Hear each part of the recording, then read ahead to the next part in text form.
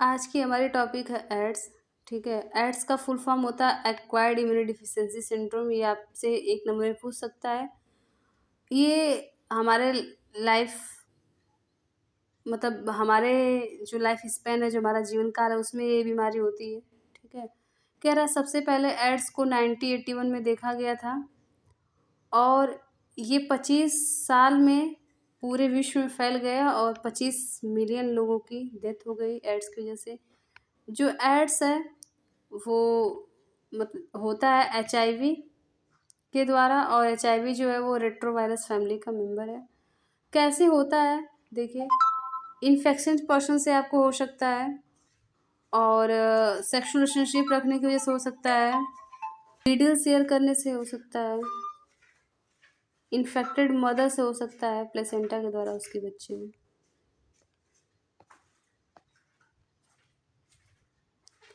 अगर multiple sexual partner है तो उससे भी एड्स हो सकता है। ऐसे लोग जो धूम्रपान का सेवन करते हैं उनसे भी एड्स हो सकता है। ठीक है, ब्लड के ट्रांसफ्यूजन से हो सकता है। मान लीजिए किसी को एड्स है और उसका ब्लड किसी और को चढ़ा दिए, उससे भी हो सकता है। तो इसमें कुछ पॉइंट दी हुई है कि कैसे कैसे होगा। देखिए, आपका जो फर्स्ट है, आइए एड्स के बारे में आपको कुछ बताते हैं। देखिए, जो एड्स है,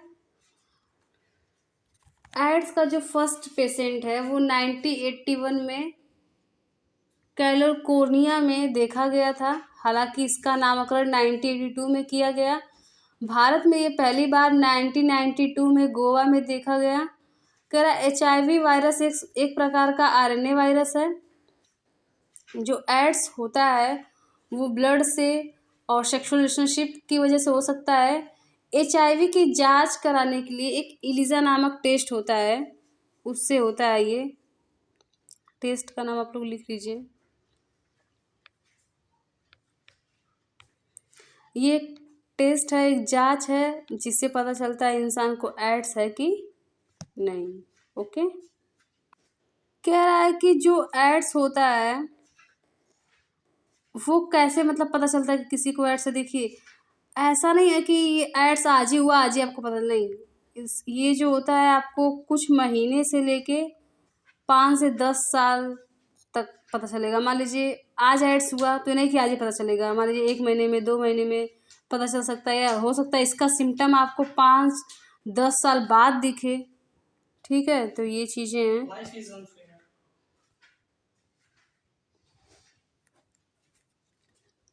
ये पूरा आपको बताया गया कि कैसे कैसे जो एड्स होता है वो हमारे बॉडी में जाता है, हमारे इम्यून सिस्टम को कैसे अफेक्ट करता है, कैसे कैसे अपनी कॉपी बनाता है। ये सब चीज़ें मतलब आपसे ऐसे नहीं, आपके बोर्ड एग्जाम में नहीं पूछी जाएगी।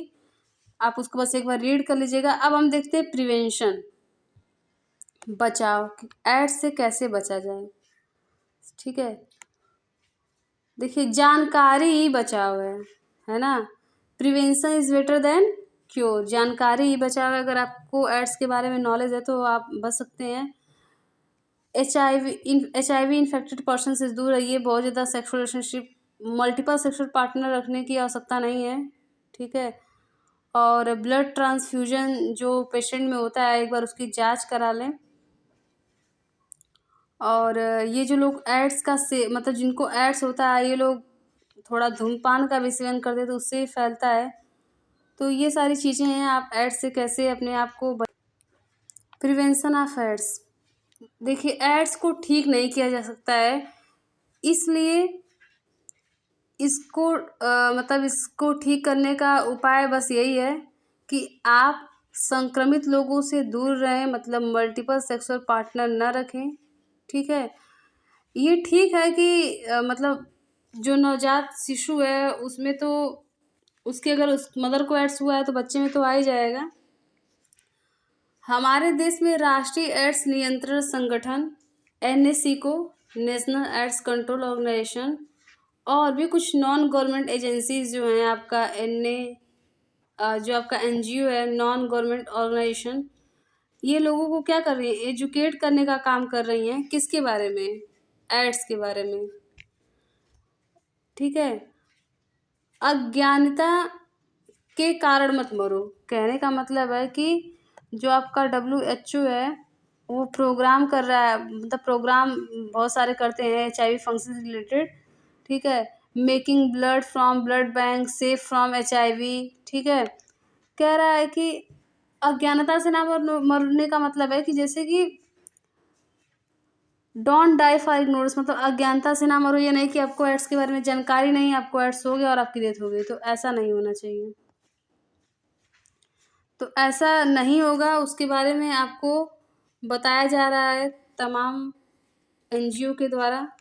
कुछ गवर्नमेंट हैं, कुछ नॉन गवर्नमेंटल हैं।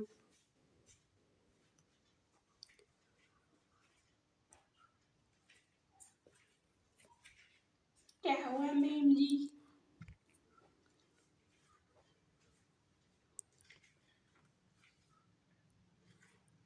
HIV से संक्रमण या एड्स से ग्रस्त होना कोई ऐसी बात नहीं जिसे छुपाया जाए, ठीक है।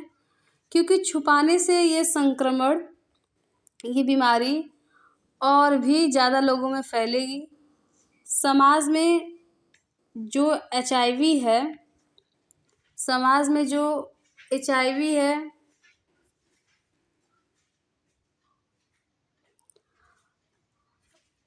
संक्रमित लोगों की सहायता और सहानुभूति की ज़रूरत होती है, क्योंकि उनको बहुत ही हे दृष्टि से देखा जाता है, जैसे लगता है कि कितना बड़ा पाप कर दिए हैं। जब तक समाज में एक ऐसी समस्या नहीं, जब तक समाज में इसको एज अ प्रॉब्लम नहीं देखा जाएगा, तब तक इसका ट्रीटमेंट पॉसिबल नहीं है, ठीक है। कह रहा है कि जब तक समाज में इसे एक समस्या के रूप में नहीं देखा जाएगा, तब तक इसका समाधान सामूहिक तौर पर नहीं किया जा सकता है। जब तक व्यापक रूप में फैलने की गुंजाइश कई गुना ज़्यादा बढ़ेगी, यह एक ऐसी व्याधि है जिसका फैलाव और समाज और चिकित्सक वर्ग के सम्मिलित प्रयास से ही रोका जा सकता है। कहने का मतलब एक ऐसा ट्रैक है जिसको अगर हम सोसाइटी में एज अ प्रॉब्लम कंसल्ट नहीं करेंगे तो बहुत सारे लोगों में ये फैलता जाएगा, ठीक है। ये तो रहा हमारे एड्स के बारे में कुछ।